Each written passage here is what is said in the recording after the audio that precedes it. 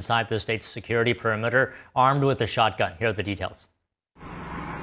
Law enforcement says the suspect was found inside the property's front gate at around 1:30 a.m. Sunday morning. A deputy from the Palm Beach County Sheriff's Office and 2 Secret Service agents confronted him. He was ordered to drop those 2 pieces of equipment that he had with him, at which time he put down the gas can, raised the shotgun to a shooting position. At that point in time, the deputy and the 2 Secret Service agents fired their weapons and neutralized the threat. He is deceased at the scene. Aside from the suspect, there were no other fatalities or injuries. President Trump and First Lady Melania Trump were in Washington, D.C. at the time of the incident after attending a governor's dinner Saturday evening. The sheriff said the FBI is leading the investigation into the incident. One thing I would ask the public is if you live in the area of the shooting, please check your exterior cameras for last night, early this morning. If you see anything that looks suspicious or out of place, please contact us. The young man has been identified as Austin Tucker Martin from Cameron, North Carolina. His mother reported him missing Saturday night.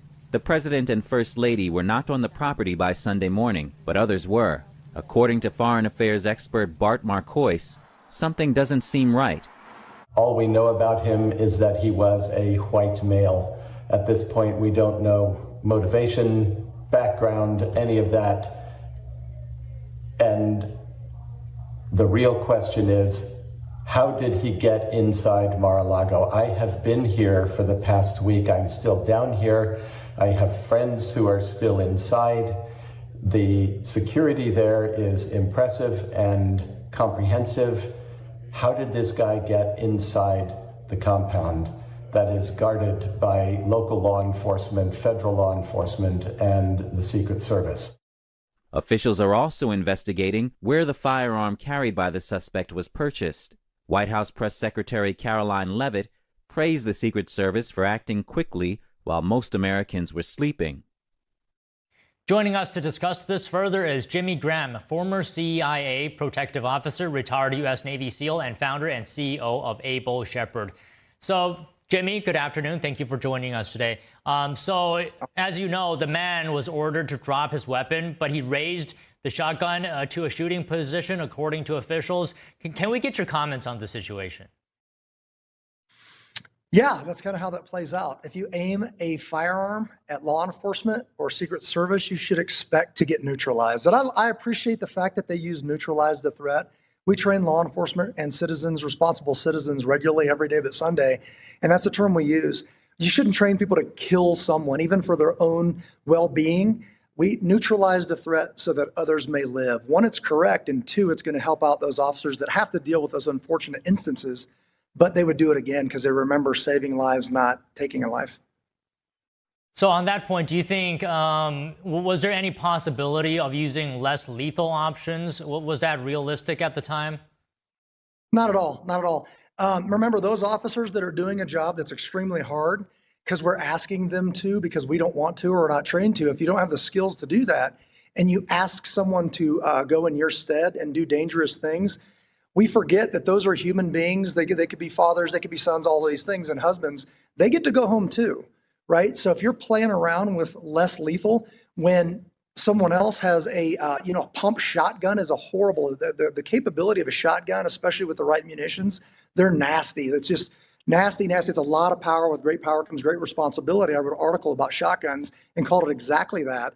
But those officers get to go home, and there's certain lines, and this gentleman crossed those lines, and it didn't work out for him. So I think people should understand this, like take this warning. Like if I throw a brick at a federal vehicle, I expect to go to jail. I actually must go to jail, or you set a precedent. If I aim a shotgun at people, I really do need to be shot, or else that precedent is that it's okay to aim shotguns at folks. So, Jimmy, for me at least, this incident does bring to memory previous incidents, whether we're talking about the 2024 Butler rally shooting and then the Trump golf course plot by the alleged assassin and other recent attacks on officials. So we don't know the exact motives of this case, but just talk to us about what appears to be an escalating climate of violence, whether it's political or not. Yeah, it's national. So there's an escalating. People are getting more angry. They're getting more violent. They're getting more crazy. So in the moment, it would be a mistake to try to figure this out. Like in the moment, yes, we got to get the clues and figure out what's going on. But I wouldn't waste time trying to make nonsense out of nonsense. Like crazy people are just going to crazy. That's what they're going to do, right? So this is what protection is. It's self-defense and then stand in front of somebody else. These people, they would be what's called a perimeter and protection. Again, defend myself, but now stand in front, say to get to them, you have to go through me. So if you have gasoline, you're saying I'm going to burn stuff. Maybe that's property, maybe it's people. And if you have a shotgun, I'm going to shoot something, and we have to assume it's people. So if I can't protect myself from you and then stand in front of, let's say, Mar-a-Lago and the people within, then I'm not a very good protector. So in this case, it worked, but we need to be honest. In all those instances, why wasn't a better job done? So print the legend, or do you want the truth? So the truth is that there's holes. Well, Israel learned this, we learned this. It's like, hey, be honest and say, we've made mistakes, let's fix it. Around here, we say, show me. This whole don't tell me about security, show me that it's good and people don't get in.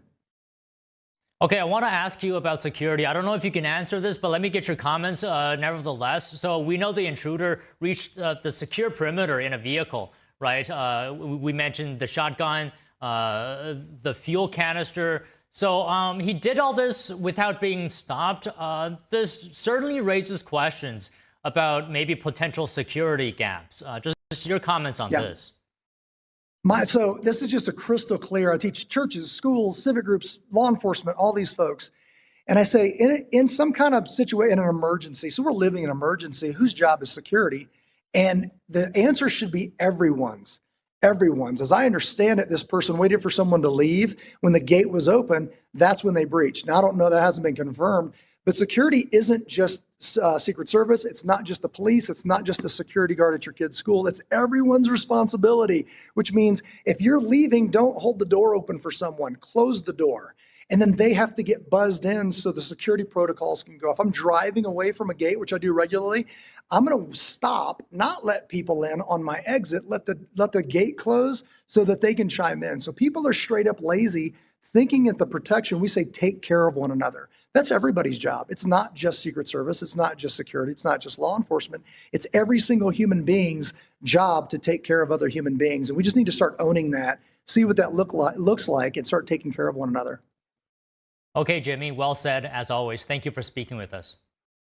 Honored. Thank you. Tomorrow, President Trump delivers the first State of the Union of his second term. What issues will he address, and how